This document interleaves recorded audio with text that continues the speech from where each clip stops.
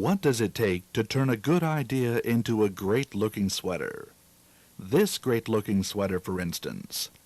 For years, we at Winona Knits have been transforming ideas into beautiful sweaters, and we think you should know more about us and how we go about producing the finest sweaters made in America today.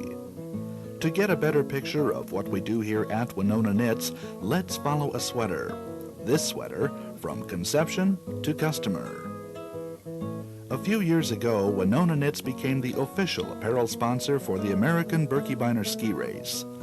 This race, held every February near Hayward, Wisconsin, is the largest cross-country ski race in North America. The Birkebeiner Organizing Committee was interested in having sweaters and other goods that would commemorate their annual event, and they came to Winona Knits because of our reputation for outstanding design and quality workmanship. The Birkebeiner Foundation wanted a sweater that would appeal to the ski racers while exemplifying the ski race and its principles. Now that we have the basic idea, it's time to get to work. Winona Knits utilizes a number of suppliers and manufacturers for our various products, and the first step in making our sweater is to decide who should be entrusted to manufacture it. In this case, there is no question that it will be made by the Winona Knitting Mills, an independently owned and operated company in Winona, Minnesota. Our long and happy relationship with the nearby knitting mill allows us to enjoy constant input and feedback during the many steps necessary to produce such high-quality garments as the official Birkebeiner sweater. Before we start knitting, we have to have a design, and tasteful design is a hallmark of Winona Knits products. In the case of the Birkebeiner sweater, we work closely with the design staff of the Winona Knitting Mills. Their expertise in what can and cannot be done is invaluable when it comes to filling a special order such as this. Modern methods are used throughout the design stage. Take, for instance, the new computer-aided design program. Changes to possible designs can be made quickly, and color renderings of these designs can be had at the touch of a button. This newfound technology helps us to more quickly visualize the final product, and in the end, it gives us a better sweater, because it allows us more time to refine the specific details of each sweater we design.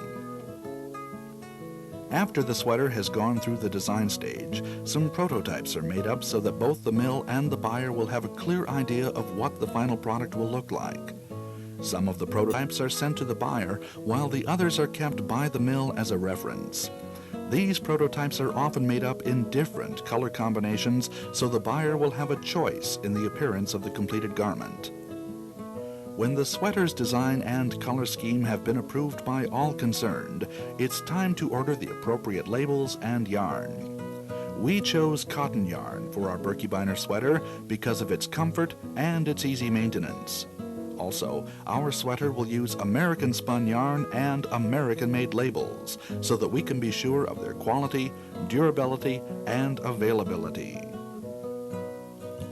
After the yarn is received from the spinning mill, it is stored here in this huge warehouse. But before it can be taken out of the cases and knit into Winona Knit sweaters, a cone of yarn is pulled from each lot shipped and is run through a battery of tests in this modern yarn lab. These various machines and instruments test the yarn for bleeding, or color fastness, pilling, and flammability.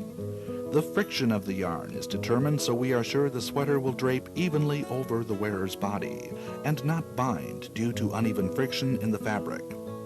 Also checked and recorded are the moisture content of cotton yarn, while wool is tested for oil content. Color matching is of course vital, and incoming yarn is tested for color against the yarn kept in the yarn standards room.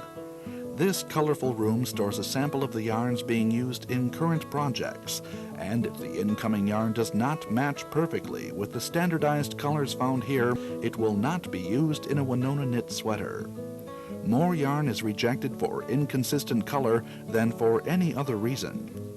Finally, the tensile strength of the yarn is determined so that we can be certain that our sweaters will survive the day-to-day tugs and pulls required by modern sweaters. After all the designing, testing, and handling of the yarn, it's time to draw and punch the knitting cards that will instruct the knitting machine in its task. Our sweater is a so-called jacquard sweater. This means that the patterns in the sweater will be knitted directly into the fabric, not applied later. Everything on the machine, the yarn and the knitting cards, must be in exactly the right place, as the jacquard machine is quite unforgiving when it comes to errors of this kind. Now the magic of the machine takes over. Let's just watch and listen for a moment as our sweater comes to life.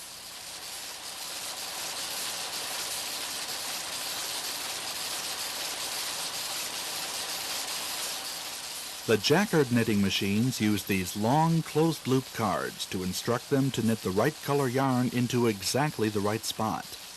These cards may look vaguely familiar, as they resemble an old-fashioned player piano roll. They work in just the same way. When the knitting machine detects a hole in the card, it knits. The jacquard system of knitting is well over a century old, but it still proves to be the best when it comes to producing the complex patterns seen in our Birkebeiner sweater. The knitting machine is stopped after the first few sections of fabric have been made, and these sections are then taken to the testing and transfer department. Here the test sections are washed and dried. Then they are tested for pattern accuracy, correct measurement, and overall finish of the fabric. Is the knit of the proper density and consistency? Are the colors in the right place? Red snowflakes and blue snow just won't do in a project like this. Errors, if any, are corrected here and now before the knitting machines make their final production runs.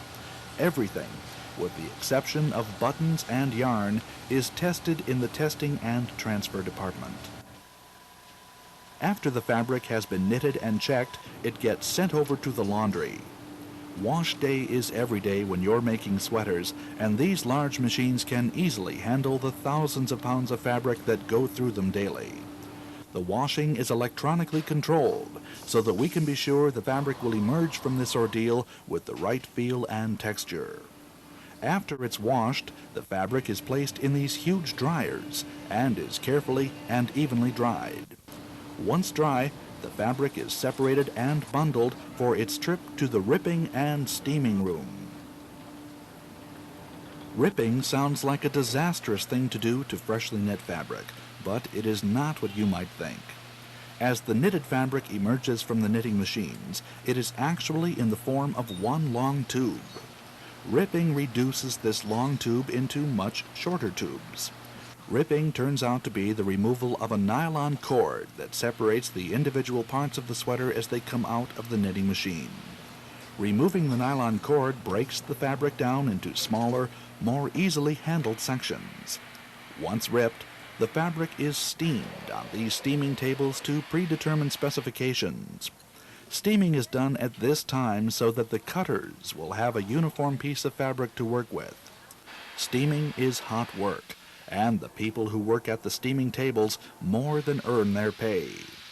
Once the people in the ripping and steaming room have had their turn, the sections of fabric are rebundled for transfer to the slitting and cutting area.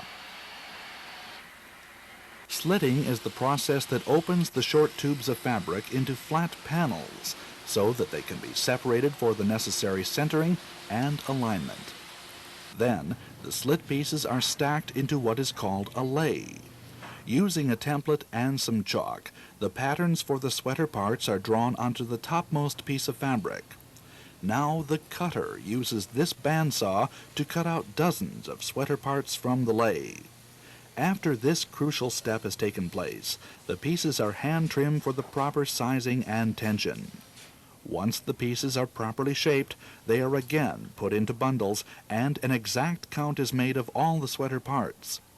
It is important to keep the contents of the bundles in the right order. You wouldn't want to wear a sweater that had the arms of a small sewn onto the body of an extra large. While the body parts and sleeves were being knit and cut to shape, the collar of our sweater was being knit by these machines.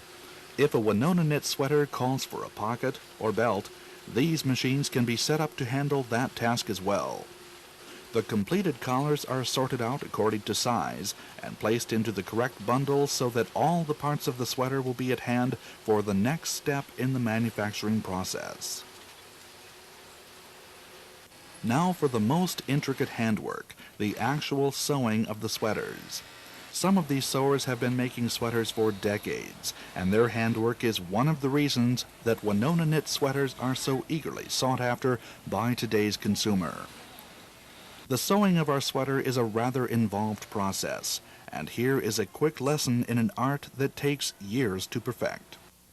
First, the shoulders of the garment are sewn together, making sure that the patterns on the front and back of the sweater match up. Our sweater also has a stiffening tape sewn into the shoulder at this time. The tape helps to better define the shape of the sweater's upper body. Next, sew up the sides of the body and sew up the sleeves. Again, pattern matchup is crucial, and this is where years of experience pay off. Now, put on the collar. The collar of our sweater is cover seamed. This is a process whereby thread is wrapped around the collar seam, giving it a finished look and a smooth feel on the back of the wearer's neck. Next, set the sewn-up sleeves into the body of the sweater, paying particular attention to the alignment of the garment. The speed at which the sewers work is remarkable, especially considering the attention to detail given each sweater.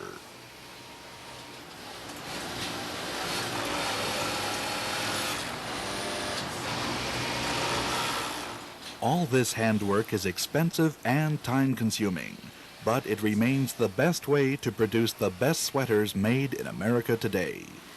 One last touch is carried out by the sewers, and that is to sew the label into the back of the neck. This Winona Knits label assures the customer that he or she is buying the finest sweater available from any source. Now that the sweater has been knit and sewn together, it goes on to the finishing department, where it is clipped and turned. The people who do the clipping are responsible for trimming the inside seams of the sweater, while the turners are given the task of turning the sweater right side out so that it will be ready for the final pressing. More hot work is carried out by the pressers as they steam press the sweaters to the customer's satisfaction. After all this work, our sweater is finally starting to look like one of the Winona knit sweaters you are used to seeing in our stores. But we aren't finished yet. The completed garment is given one final examination at the mill. Each sweater is of course checked for flaws and defects, but don't get the idea that we only check for these things at the end of the manufacturing process. Rigid quality control is maintained throughout the making of our sweaters, and the trained staff at the mill is constantly seeing to it that the quality of the finished product is second to none. When the final quality control examination has taken place, our sweater is at last sent to the packaging department. After careful folding, the sweater is wrapped in plastic to keep it clean and help retain its shape, and is placed in one of these tough cardboard boxes. A good packer can comfortably fit about 30 sweaters into the box. Then the boxes are transferred to the pack and hold area, where they await final shipment out of the mill. The knitting mill has done their job, and now it's up to Winona Knits to see to it that our sweater gets into the hands of a customer. Our truck will pick up the sweater at the mill and bring it to our modern distribution center located on the eastern edge of Winona, Minnesota. Once we have the sweater in our receiving and distribution facility, we unpack it, examine it to be sure it lives up to the famous Winona Knit standards, and lay it out on one of these large tables where we affix the price tags. As we receive the boxes from the mill, all the large sweaters are in one box and all the small are in another. It's our job to sort them out in such a way that our stores will receive the goods they have ordered. Once the order has been filled, the sweater is again packed into a box and sent by UPS to one of our various stores. This distribution process may sound like a simple thing, but with more than 24 stores located in the heart of the Midwest and a projected 5 new stores opening up each year, we find ourselves pretty busy at the Winona Knits Distribution Center. When the order is finally received by the store, they unpack it and carefully check the sweater to be certain it has arrived in good shape and that it is of the high quality that the Winona Knits customer expects. The sweater is then put out onto the shelf to await the discriminating buyer. We have found that a well-made sweater will not stay on the store's shelf for very long, as the demand for our top-quality American-made sweaters increases every year.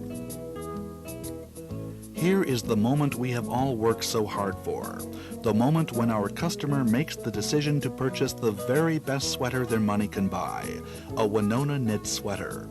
A lot of thought and hard work have gone into turning a good idea into a great-looking sweater, and we at Winona Knits hope you better appreciate what it takes to produce the finest sweaters made in America today. We have a simple goal at Winona Knits, and we believe in it strongly enough to have it set in stone. Once you buy a Winona Knit sweater, we know you will believe in it too.